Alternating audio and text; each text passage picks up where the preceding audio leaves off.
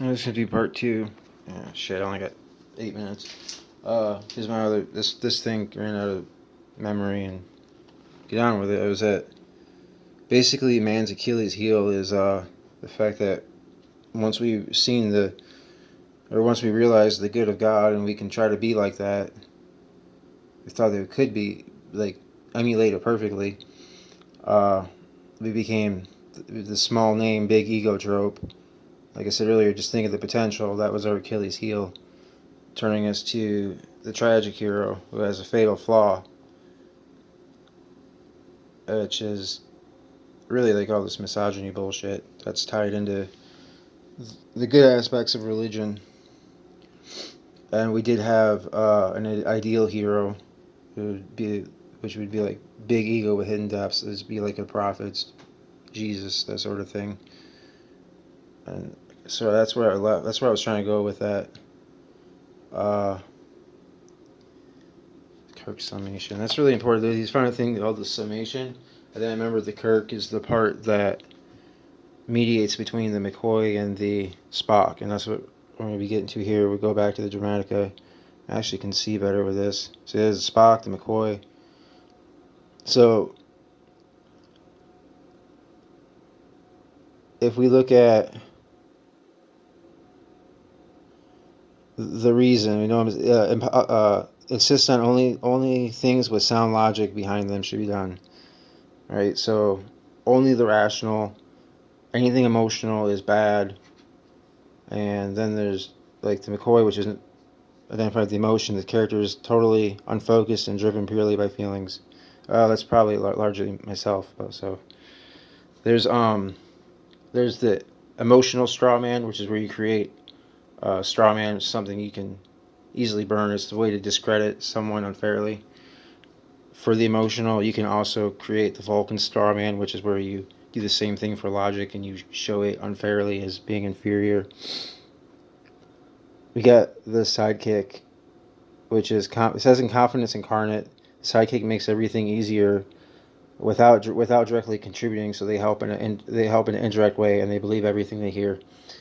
That sounds like the religious folk, and that's what the woman's supposed to be.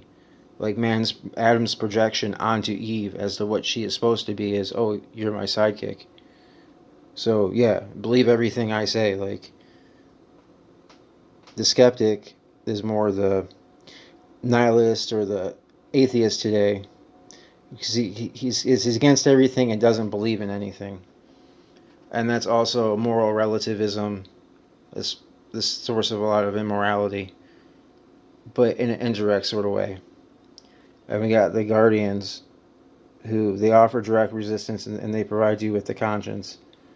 I think I can click that real quick. Oh shit! Open a new tab. This is how this happens. Like just new tab after new tab. Uh, a good churchman is always up in everybody's shit. It actually sounds decent. Uh, Act as the hero's conscious or moral touchstone. The person they consult to check something about they're doing right. Oh, the fuck just happened? There we go. So,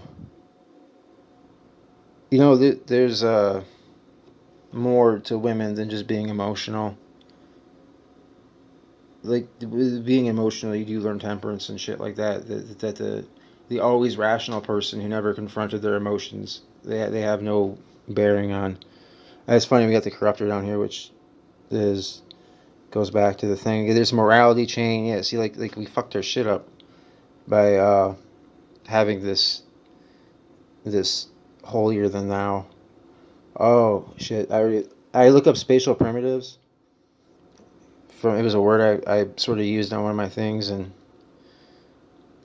I think that's like how we started out of trying to figure shit out. It's basically like it's referred to some science, some computer science shit in this particular way. So I'm not going to spend too much time on it, but it's basically how we got to our initial looking at imagery versus linguistics. Like like the sense perceptions, the empirical versus the subjective. So you got Mother Nature, Father Science. So man created images and said this is real, like Plato's cave, and the way the woman's supposed to be like our help us as a conscious to be, not jerk asses and be cold hearted and then the guardian role in that sense. We the males are we're physically able to fight and shit. But in the last minute or two, oh, that's where I got that one thing. Diagrammic reasoning. So imagery instead of linguistics. And then there's algebraic, but we're not gonna get that because these Adam and Eve, they weren't that smart. They didn't know as much as we know because they didn't have. We had to learn from their fuck ups. Uh, so there's tautologies. That's an important word. Either there are two kinds of people in this world: those who fit and those who don't. Logically, this statement is self-evident. Either you are or you aren't. Has two common variants. They are masters and there are slaves. Either you're one of the people giving orders or you're one of the people taking them. This usually asserts that you shouldn't disobey. And I'm just trying to, I got enough time to say this one. I like this. The reasonable man adapts himself to the world. The unreasonable one persists in trying to adapt the world to himself. Therefore, all progress depends on the unreasonable man. Which, yeah, that's definitely the opposite of what the manosphere and all their bullshit. Like I'm largely for them, but I'm like fanatically opposed to certain aspects of their bullshit, like the false dichotomies. I mean, they're trying to.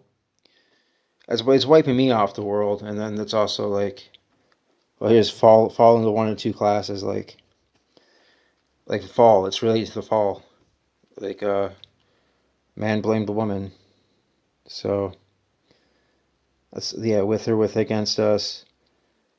My friends in my friends in Zoidberg. That's what I feel. Like I'm the fucking Zoidberg, being a tranny and all. I don't know. This is me just trying to lace this into a little bit of time with I got some other videos I haven't uploaded yet. I'm gonna get around to. I just got on this and it's just such a rabbit hole.